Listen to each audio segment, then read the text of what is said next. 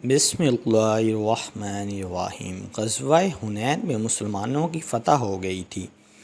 رسول اللہ صلی اللہ علیہ وآلہ وسلم اپنے صحابہ کے ساتھ بیٹھ کر جنگ کے بارے میں بات چیت کر رہے تھے۔ ایک صحابی نبی کریم صلی اللہ علیہ وآلہ وسلم کے پاس آ کر عرض کرنے لگا، یا رسول اللہ صلی اللہ علیہ وآلہ وسلم، جن لوگوں کو ہم نے قید کیا ہے ان میں سے ایک عورت ہے جو کہتی ہے میں رسول اللہ صلی اللہ علیہ وآلہ وسلم کی بہن ہوں۔ نبی اکرم صلی اللہ علیہ وآلہ وسلم کا کوئی بہن بھائی نہیں تھا، اس لیے وہاں سب لوگ یہ بات سن کر بہت ہی حیران ہوئے۔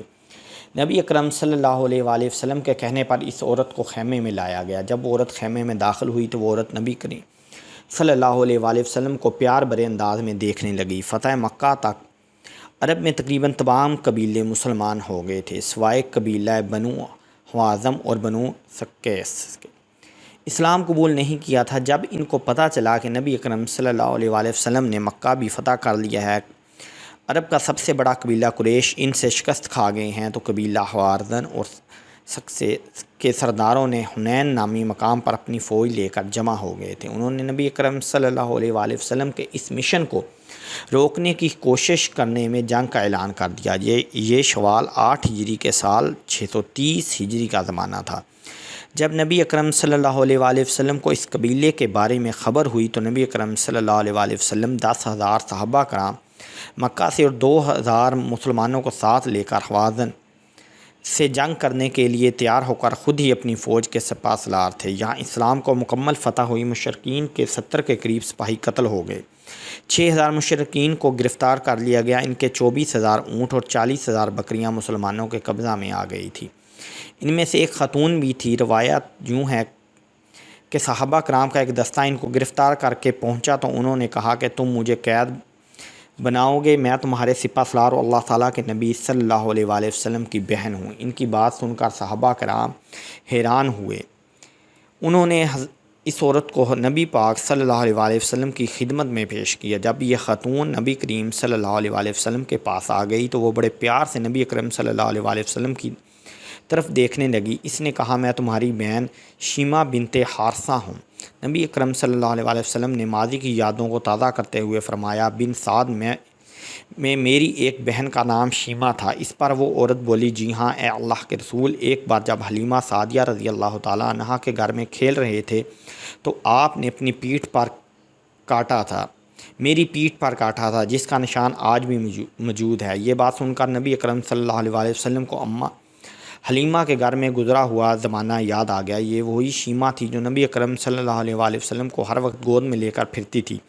آپ صلی اللہ علیہ وآلہ وسلم اپنی بہن کی سنائی ہوئی لوریاں اور سب پیار بری باتوں کو یاد کر رہے تھے۔ دراصل مکہ کے کالے پہاڑوں کے عقب میں مشرق کی جانب ذخیرہ باغات، سرسبز شاداب پہاڑوں کے درمیان بہتے چشمے، لہراتی فصلیں اور حسین وادی تھی جس کو طائف کہتے ہیں۔ یہاں بنو ثقیف اور بنو حوازن آباد تھے۔ یہ لوگ خالص عربی زبان بولتے تھے، چنانچہ ان قبیلوں کے لوگ اپنے بچوں کو ان قبیلوں کی عورتوں کے حوالے اپنے بچوں کو کر دیا کرتے تاکہ بچے کھلی آب و ہوا اور خالص ماحول میں پرورش پا سکیں اور خالص عربی زبان سیکھ سکیں۔ لہٰذا نبی اکرم صلی اللہ علیہ وآلہ وسلم کو بھی پیدائش کے بعد دائیں حلیمہ کے حوالے کر دیا گیا تھا جو اس علاقے کی خاتون تھی۔ آپ صلی اللہ علیہ وآلہ وسلم کا بچپن انہی وادیوں میں بسرا ہوا تھا۔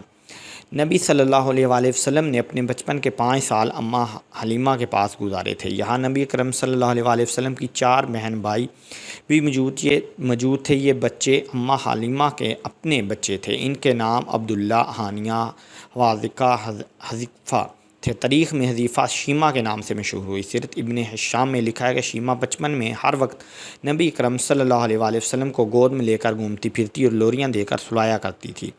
وہی لوری دیتی تھی جس کا ترجمہ کچھ یوں ہے، اے ہمارے رب، ہمارے لیے محمد صلی اللہ علیہ وآلہ وسلم کو باقی رکھنا تاکہ میں ان کو سردار کے روپ میں دیکھ سکوں، اور اے اللہ ان کے دشمنوں اور حادثوں کو ذلیل و رسوا کرنا اور محمد صلی اللہ علیہ وآلہ وسلم کو دائمی عزت عطا فرمانا۔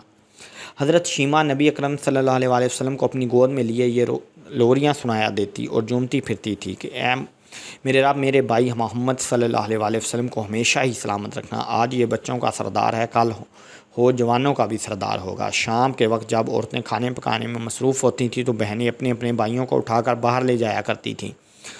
ہر بہن اپنے بھائی کو یہ تصور کرتی تھی کہ اس زمانے میں سب سے پیارا میرا بھائی ہے، ہر کوئی یہ کہہ رہی تھی کہ میرے بھائی سے پیارا کوئی نہیں ہے۔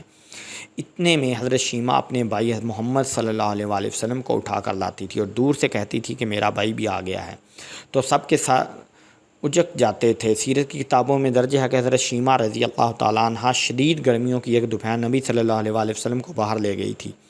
اماں حلیمہ کو فکر لاحق ہوئی تو وہ ان کو تلاش کرنے کے لیے باہر گئی۔ انہوں نے دیکھا کہ ان کی بیٹی شیمہ نبی صلی اللہ علیہ وآلہ وسلم کو گود میں لیے یہ شعر پڑھ رہی ہے کہ یہ میرا وہ بھائی ہے جو میرے ماں سے پیدا نہیں ہوا ہے، لیکن میں ان پر اپنے ماموں اور چچا فدا کرتی ہوں۔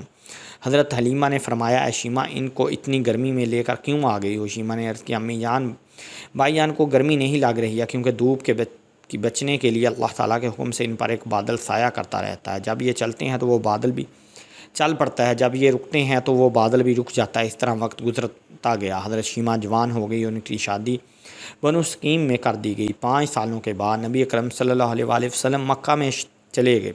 جب نبی اکرم صلی اللہ علیہ وآلہ وسلم نے تبلیغ کا آغاز کیا تو اس کے بعد کئی بار اماں حلیمہ کئی بار مکہ اور مدینہ بھی آئیں۔ ان کی نبی اکرم صلی اللہ علیہ وآلہ وسلم سے ملاقاتیں بھی ہوئیں، لیکن حضرت شیمہ رضی اللہ تعالیٰ عنہا سے نبی اکرم صلی اللہ علیہ وآلہ وسلم کی کوئی بھی ملاقات نہ ہو سکی۔ اب اتنے سالوں کے بعد نبی اکرم صلی اللہ علیہ وآلہ وسلم اپنی بہن کو ایک قیدی کی حیثیت سے دیکھ کر نبی صلی اللہ علیہ وآلہ وسلم کی آنکھوں میں آنسو جاری ہو گئے۔ بہن کے استقبال کے لیے اٹھے اور بہن کے لیے زمین پر اپنی چادر بچھا دی اور ان کو اپنے پاس بٹھایا اور دونوں بہن بھائی بچپن کی باتیں تازہ کرتے ہوئے صحابہ کرام بہن اور بھائی کی باتوں سے لطف اندوز ہوتے رہے۔ تاریخ یعقوبی کے مطابق نبی کریم صلی اللہ علیہ وآلہ وسلم کے ساتھ حضرت شیمہ کی بات چیت کے دوران انہوں نے حوازن کے قیدیوں کو رہا کرنے کی سفارش کی، لہذا نبی اکرم صلی اللہ علیہ وآلہ وسلم نے حکم دیا کہ قیدیوں سے فدیہ وصول کر کے ان کو رہا کر دیا جائے۔